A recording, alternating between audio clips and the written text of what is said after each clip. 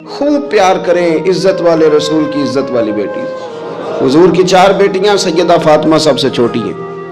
ایک تو چھوٹی تھی اس لیے بڑی پیاری تھی، دوسرا وقت زیادہ گزارا، بڑی صاحبزادیاں شادی پہلے ہو گئی، اپنے گھروں کو رخصت ہو گئی. تیسرا حضور نے نکاح کر کے انہیں رکھ بھی اپنے پاس ہی لیا. اور چوتھا حضور کی نسل بھی سیدہ فاطمہ سے چلی. حضرت فاطمہ الزہرا کے ساتھ حضور کا خاص پیار، دوستو خاص دلچسپیاں، خاص محبتیں. بیٹیاں ویسے ہی پیاری ہوتی ہیں، بیٹیاں ویسے ہی وفادار ہوتی ہیں، بیٹیاں گھر کے لیے دعائیں ویسے ہی زیادہ مانگتی ہیں. بیٹے ویسے 2-3 باتیں ابا کے خلاف سن لیتے ہیں اپنی بیوی سے، اپنی بیگم کے ساتھ بیٹھ کے نا، لمبی نہیں 2-4 باتیں کر لیتے ہیں اپنی اماں کے خلاف، سن لیتے ہیں. او پائی تیاں نہیں یہ سنتی ہیں، یہ نہیں سنتی، یہ کہتی ہیں تو ساری باتیں کر، میرے ابے کے بارے میں نہ کرنا. یہ سنتی نہیں، سوال ہی نہیں پیدا ہوتا. کیا بتائیں ان کا؟ یہ کہتے ہیں ساری باتیں کر، میرے بھائی کے بارے میں بات. یہ بیٹی ہے نا، اس کا ایک نظام ہے. آپ غور کریں نا، یہ بیٹیاں شہزادیاں، ان کا رنگ ڈھنگ رسول پاک صلی اللہ علیہ وسلم نے نا خاص پیار کیا شہزادی کے ساتھ. ایک تو وہ جو بیٹیاں دفن کر آتے تھے ان کو بتایا کہ بیٹی کا رنگ کیا ہوتا ہے، انداز کیا ہوتا ہے، اور ایک ہمیں بتایا. میں کس طرح یہ بات کروں کہ کھربوں اربوں کروڑوں لاکھوں رکھنے والا باپ بھی بیٹی کو حصہ نہیں دیتا، کہانیاں سناتا ہے، اس کی شادی کر دی تھی، فلانا کر دیا تھا. جس کا 2.5 مرلے کا مکان ہے اس کی بیٹی کا بھی حصہ ہے، اور جو اربوں کا مالک ہے اس کی بیٹی کا بھی حصہ ہے. جب اللہ رسول نے رکھا ہے تو کیوں نہیں دیتا؟ یہ نمازیں، عبادتیں، ریاضتیں، تلاوتیں ساری اپنی جگہ، لیکن یہ ظلم کر کے اگر تو جائے گا تو تجھے کھڑا کیا جائے گا حساب کے لیے. یہ جواب دینا ہے سوالوں کا، ان کا حصہ ہے وہ دینا پڑے گا. حضور کا کیا طریقہ تھا؟ حضرت عائشہ صدیقہ کہتی ہیں نبی پاک صلی اللہ علیہ وسلم کی خدمت میں جب سیدہ فاطمہ آتی نا تو حضور اٹھ کے کھڑے ہوتے.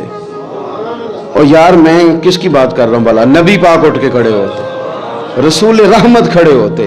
حضور اٹھ کے کھڑے ہوتے، سیدہ فاطمہ کا ہاتھ پکڑ کے چومتے، اور جہاں خود بیٹھے ہوتے اس جگہ سے دوسری جگہ بیٹھ جاتے اور اپنی جگہ سیدہ فاطمہ کو بٹھاتے.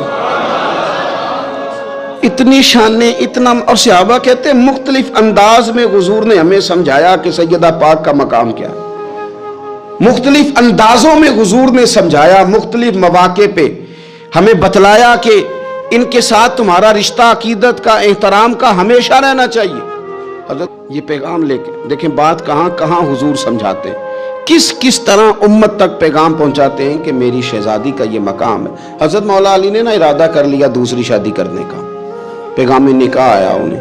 میں نے کہا کہ آپ سمجھیں کہ یہ غیر معمولی لوگ ہیں، ان کا جو مقام اور مرتبہ ہے نا یہ دین ہے. دین ہمیں کیوں یہ چیزیں سکھائی گئیں، کیوں بتلایا گیا؟ تاکہ ہمارے دلوں میں قدر رہے کہ یہ بڑے لوگ ہیں. حضرت علی نے ارادہ کیا اب سب کے لیے جائز ہے دوسری شادی کرنی. اور خیر ہمارے جو مرد حضرات ہیں انہوں نے تو بڑا ٹھیک ٹھاک کر کے انہوں نے فتویٰ یاد کیا ہے کہ مرد کے لیے 4 بیویاں رکھنا جائز ہے. اگلی بات بھی ہے، اگر انصاف کر سکے تو، اگر عدل کر سکے تو. اتنی سی بات نہیں ہے صرف کہ 4 رکھنا. قرآن مجید نے جہاں اجازت دی ہے نا 7 شرط لگائی ہے، حقوق ادا کرے، ان کے بیچ عدل کرے، عدل نہ کر سکے تو پھر 4 جائز ہے. پوری بات بیان، ہم اپنی اپنی مرضی کا لیتے ہیں نا مسئلہ، اگلی بات نہیں اس پہ بات کریں گے بھائی اتنا ٹھیک ہے 4 جائز ہیں. بھائی آگے بھی بڑھو نا، آگے کیا ہے؟ آگے یہ ہے کہ اگر تم عدل کر سکو تو سب کے لیے جائز تھا. ہر ایک نے شادیاں کی تھی، حضور نے بھی نکاح کثرت سے کیے، حضرت علی کو بھی پیغام نکاح آیا. سیدہ پاک کے دل میں کچھ خیال آیا، معمولی ہستی نہیں نا. کچھ لوگ ایسے ہوتے ہیں وہ ہنس پڑیں تو پھول کھل جاتے ہیں، اور وہ اداس ہو جائیں نا تو خود بخود خزاں آ جاتی. لگتا ہے آج کوئی اداس ہوا تھا، سارے چمن میں اداسی چھا گئی. حضرت فاطمہ اداس ہوئی، پریشان ہوئی. حضور کو پیغام گیا، نبی پاک منبر پہ بیٹھے اور میں سنو لوگوں، فاطمہ میرے جگر کا ٹکڑا ہے، قربان جائیں. یہ بھی انداز ہوتا ہے. فرمایا یہ میرے جگر کا ٹکڑا ہے، جس نے اسے ناراض کیا اس نے مجھے ناراض کیا، جس نے اسے راضی کیا اس نے مجھے راضی کیا. پاک رسول کی پاک بیٹی، عزت والے نبی کی عزت والی، شانوں والے رسول کی شانوں، وہ جس نے معزز کیا گھرانے کو اور حسین پال کے جس نے دیا زمانے کو۔ حضرت علی شیر خدا رضی اللہ تعالیٰ عنہ کہتے ہیں میں حاضر بارگاہ ہوا، حضور آپ جیسے حکم کریں، تو حضور نے فرمایا سب کے لیے جائز ہے دوسرا نکاح کرنا، پر جب تک میری بیٹی موجود ہے علی تیرے لیے جائز نہیں، تو نہیں کر سکتا دوسرا نکاح۔ یہ اعزاز ہے سیدہ فاطمہ کا، یہ اعزاز ہے۔ کیوں بھلا؟ اس کی ایک وجہ تو یہ تھی کہ سیدہ جلدی چلی گئی تھی دنیا سے، کل عمر 28 سال پائی ہے سیدہ فاطمہ، کل عمر 28 سال، 28 سال۔ کچھ لوگ ایسے ہوتے ہیں جو رب کو بھی بڑے پیارے ہوتے ہیں، دھرتی پہ بسنے کے لیے لمبا وقت گزارنے کے لیے وہ نہیں آتے، وہ تو اپنا کردار ادا کرتے ہیں، اپنا کام کرتے ہیں اور وہ رخصت ہو جاتے ہیں۔ کل عمر 28 سال، 21-22 بھی لکھی ہے لوگوں نے، 28 سال عمر مبارک پائی سیدہ پاک دنیا سے رخصت ہو گئی۔ حضور صلی اللہ علیہ وسلم کا خاص پیار۔ میں آپ کو ایک بات عرض کروں، انہوں نے نا وہ ساری تکلیفیں حضور کے ساتھ اٹھائیں جو دین کے رستے میں نبی پاک کو آئی تھی، وہ ساری۔ ہمارے ہاں نا اب ایک بیماری ہے، بیٹی سے بات نہ کرو ٹینشن لیتی ہے، اماں کو نہ بتانا پریشان ہو جائے گی، فلانے سے نہ بات کرنا۔ کیوں؟ حقیقتوں کا سامنا کرنا چاہیے۔ کیا مطلب ہے اس کا؟ حقیقت اور ہوتی ہے، ٹینشن اور ہوتی۔ اب حقیقت کا سامنا کریں، حقیقت بچوں کو سکھائیں، بچوں کو وہاں لائیں کہ وہ حقیقت کے عادی بنے۔ حضور حقائق بتاتے، حقائق۔ بخاری مسلم میں مشکات میں حدیث ہے، حضرت عائشہ صدیقہ رضی اللہ تعالیٰ عنہ ام المومنین فرماتی ہیں حضور نے وصال سے کچھ دن پہلے حضرت فاطمہ کو بلایا اور فرماتی ہیں قربان جاؤں حضرت فاطمہ چلتی بھی اس طرح تھی جو حضور کا طریقہ تھا، بولنا بھی اسی طرح کا تھا جو نبی پاک کا بولنا تھا، رفتار میں گفتار میں حضور کے مشابہ۔ وہ تشریف لائیں، حضور نے قریب بٹھایا اور کان میں راز کی بات کی۔ اس کا مطلب ہے کچھ باتیں بیٹیوں سے بھی راز کی کر لینی چاہیے۔ بھائی آپ غور کریں گے اور سمجھیں گے کہ بیٹی سے بھی کبھی کوئی راز کی بات کر لیں۔ حضور نے بلایا اور پھر کان میں کو بات کی، کان میں نبی پاک صلی اللہ علیہ وسلم نے، تو حضرت فاطمہ رونے لگی۔ پھر حضور نے کان میں کو بات کی تو مسکرانے لگی۔ حضور تشریف لے گئے، سیدہ عائشہ صدیقہ رضی اللہ تعالی عنہا فرماتی ہیں میں نے حضرت فاطمہ الزہرا سے کہا کہ فاطمہ کیا کہا حضور نے؟ تو فرمانے لگی میرا اور میرے نبی پاک کا راز ہے، آپ کو میں کیوں بتاؤں؟ تو حضرت سیدہ عائشہ صدیقہ کہتی ہیں میں خاموش ہو گئی۔ کچھ دنوں کے بعد حضور کا وصال ہو گیا، سرکار نے وصال فرمایا تو کچھ دن گزرے تو میں نے کہا فاطمہ میرا تم پر حق ہے، میں تمہاری ماں ہوں، میرا حق ہے۔ اس حق کی وجہ سے میں کہتی ہوں مجھے وہ بتا دو کیا بات تھی کہ پہلے تم روئی پھر تم ہنسی؟ تو میں نے کہا حقیقتوں سے آگاہ کریں۔ نبی پاک صلی اللہ علیہ وسلم کی شہزادی فرمانے لگی اماں جی حضور نے میرے کان میں کہا تھا کہ فاطمہ ہر رمضان میں جبریل امین ایک قرآن پاک مجھے سناتے تھے، ایک میں انہیں سناتا تھا، اس سال جبریل نے 2 سنائے ہیں۔ فاطمہ مجھے لگتا ہے تیرے باپ کے جانے کا وقت آ گیا ہے، اب میری رخصتی ہے، مصیبت آئے تو صبر کرنا، مشکل پڑے تو حوصلہ کرنا، اپنے آپ کو اپنے رب کریم کے سپرد رکھنا۔ کہتی ہیں جب یہ بات حضور نے بیان کی تو میں رو پڑی، اور پھر نبی پاک نے میرے کان میں کہا فاطمہ میرے بعد جو سب سے پہلے مجھے آ کے ملے گی نا وہ تم ہی ہو، اور یہ بھی یاد رکھنا تم جنتی عورتوں کی سردار ہو۔ فرماتی ہیں یہ بات سنی تو میں مسکرا دی۔ 6 ماہ گزرے حضور کے بعد تو سیدہ فاطمہ کا وصال ہو گیا، صرف 6 ماہ، پورا سال نہیں، 6 ماہ گزرے۔ حضرت فاطمہ الزہرا رضی اللہ تعالی عنہ کے بارے میں سیدہ عائشہ صدیقہ کہتی ہیں ایک بات میں نے حضرت فاطمہ میں جو سب سے بڑھ کے دیکھی، جتنی باتیں میں عرض کر رہا ہوں نا یہ ساری ہم نے اپنے گھروں میں اپنی بیٹیوں کو سکھانی ہے، ان کو حقیقت سے آشنا کریں، حقیقت سے۔ یہ چھپانا اور یہ کہنا ہو یہ فلانا بچہ ڈر جائے گا، یہ گھبرا جائے، وہ پھر ساری زندگی ڈرے گا۔ بچوں کو بزدل نہ بنائیں، ان کو سکھائیں کہ آپ نے آنے والی مشکلات کا مقابلہ کیسے کرنا ہے۔ ایک بات خاص کر کے مسند ابو یعلا میں سیدہ طیبہ طاہرہ حضرت عائشہ صدیقہ رضی اللہ تعالی عنہ فرماتی ہیں میں نے نبی پاک علیہ السلام کے بعد جس کو سب سے زیادہ اور سب سے بڑھ کر سچ بولتے دیکھا ہے وہ سیدہ فاطمہ الزہرا ہیں۔ میں نے کبھی ان کی زبان سے جھوٹ نہیں سنا۔ خدا را ماؤں کو میرا یہ پیغام دیں، उनसे कहें बच्चों को सच बोलना सिखाएं। वालिद से मेरी गुजारिश है, बच्चों के सामने कोई बहाना ना करें। उन्हें 1% भी ये ना पता चले कि आप झूठ बोल रहे, 1% भी कोई बहानाबाजी ना सिखाना उन्हें, वरना वो तुम्हारे साथ धोखा शुरू कर देंगे।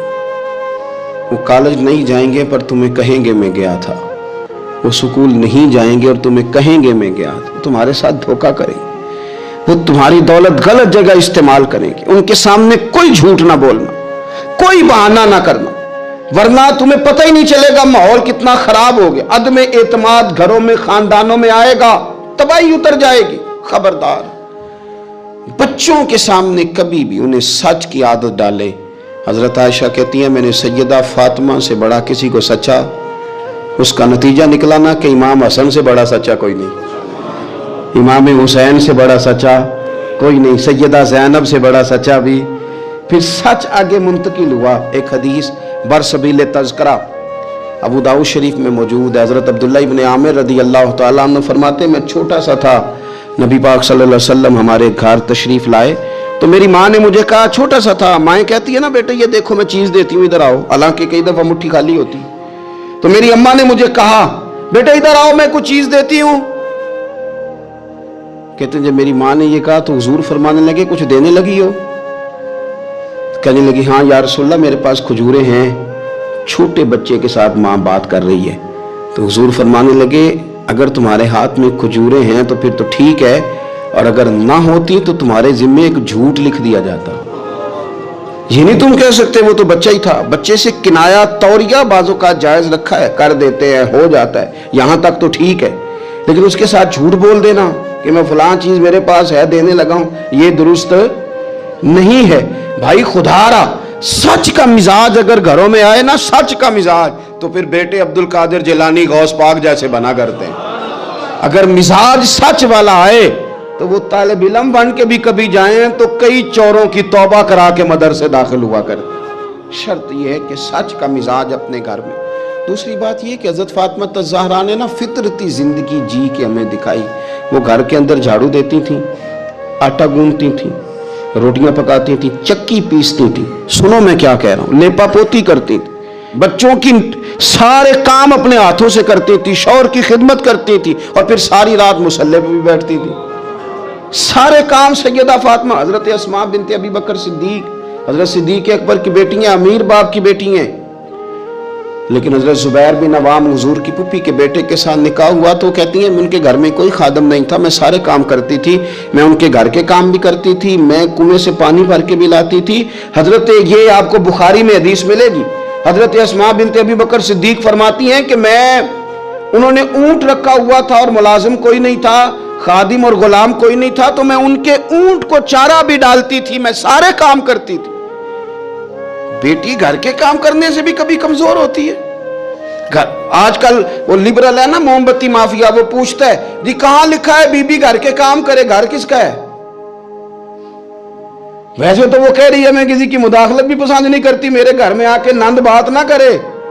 तब तो वो कह रही है कि मेरे घर में मुदाखलत भी कोई ना करे, और जब काम करने की बारी आई है तो कहते हैं किस हदीस में लिखा है? बिल्कुल नहीं किसी हदीस में लिखा, इसमें कोई शक नहीं। लेकिन ये जरूर लिखा है कि मदीने वाले की साहिबजादी अपने घर के काम करती थी। ये जरूर लिखा है कि सिद्दीक अकबर की वो साहिबजादी कि जिनको नबी पाक सल्लल्लाहु अलैहि वसल्लम की गारे सौर में रोटी पहुंचाने का शरफ हासिल है, वो घर के सारे काम करती थी, अपने खामन के जानवरों की भी खिदमत करती थी। ये जरूर लिखा है, ये सीरत अपनाएं। फिर हजरत फातिमा रदी अल्लाह तआला अन्हा ने ना 3 साल कैद भी काटी है शेब अबी तालिब में हुजूर के साथ, पत्ते खा के भी गुजारा किया। उहद में जंग उरूज पे थी तो हुजूर साथ लेके गए थे हजरत फातिमा को। सैयदा मिशकीज़े में पानी भर भर के जख्मियों को पिलाती थी, दुआएं देती थी। बड़ा अजीब मंजर हुआ। मौला मुर्तज़ा शेर खुदा करमल्लाहु ताला वजहुल करीम इरशाद फरमाते हैं कि अजीब हमने मंजर देखा कि हुजूर का वजूद लहू लुहान हो गया। तो मैंने देखा कि सैयदा फातिमा दौड़ती आ रही, मुझे लगा कि ये कमजोर होंगी, लेकिन हजरत फातिमा ने क्या किया, मैं पानी बहाता था और सैयदा हुजूर के जख्म धोती थी। फिर उस दौर में तरीका था कि कोई कपड़ा गर्म करके जख्म के अंदर जला के दिया जाता था, कहते हैं ये बड़ा मुश्किल काम था, पर मैंने सैयदा फातिमा का हौसला देखा, वो जो हुजूर ने उन्हें दिया था, जो नबी पाक ने तरबियत की थी। उन्होंने खुद कपड़ा जलाया और हुजूर के जख्म में जब वो दे रही थी तो हुजूर थोड़ी तकलीफ महसूस करने लगे, तो उनकी आंखों में आंसू आए। उन्होंने वो सारी आजमाइशें, वो सारे रंग, वो सारा कुछ हुजूर के साथ देखा, गुर्बतें भी हुजूर के साथ काटी। मैं कैसे कहूँ कि आजकल हमारा लाड सिर्फ इतना है कि जी जो बच्चे मांगते हैं मैं ला के देता हूँ। ये कोई कमाल है? ये कोई कमाल है? ये तो आपने उलझा दिया उन्हें, आपने उनको बिगाड़ने में और मेहनत से उन्हें दूर करने के लिए आपने जुल्म किया उनके साथ। जो मांगते हैं ला के, को काम है करने वाला काम तो ये था कि बच्चों को कुछ ना मिले तो उन्हें सब्र करना भी आए, उन्हें कुछ न मिले तो उन्हें अपनी जुबान शिकवे से रोकनी भी आए। हौसला अगर आप देखें ना, हुजूर फरमाते किसी बाप का अपनी औलाद के लिए सबसे अच्छा तोहफा पता क्या है? या रसूलल्लाह क्या है? फरमाया जिसने अपनी औलाद को सबसे अच्छा अदब सिखा दिया उसने सबसे अच्छा तोहफा दे दिया। इनको आदाब जिंदगी से आगाह करें, अच्छा तोहफा हो गया इनके लिए। आप समझते हैं दौलत के अंबार इनके पैरों में लगा दिए जाएं तो फिर माहौल आसानी वाला होगा, फिर तो लड़ाई और बढ़ जाएगी, फिर तो शिद्दत पसंदी और बढ़ेगी, फिर तो काहिली, सुस्ती, निकम्मापन और ज्यादा आएगा। रसूल कायनात सल्लल्लाहु ताला अलैहि वसल्लम ने सब्र करना सिखाया। कई दिनों की भूख थी नबी पाक सल्लल्लाहु अलैहि वसल्लम की, 3 दिन बीत गए थे। तो हुजूर सल्लल्लाहु अलैहि वसल्लम के साथ कुछ सहाबा भी थे। हुजूर हजरत अबू अय्यूब अंसारी के यहाँ गए, पहले मेजबान नबी पाक। उन्होंने देखा कि चेहरा नूर पे नकाहत है, तो जल्दी से एक बकरी ज़िबा की।